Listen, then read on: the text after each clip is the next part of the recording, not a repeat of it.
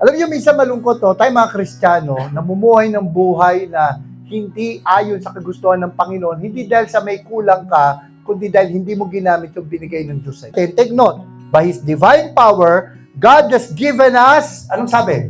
Ano nakalagay? Everything, lahat ng kailangan natin upang makapamuhay ng banal na buhay, binigay na ng Diyos. Kaya kan sabi ganito kapag tayo nagkasala, huwag natin sasabing natalo tayo. Pero kapag daw tayo nagkasala, sabihin natin tayo ay sumuway.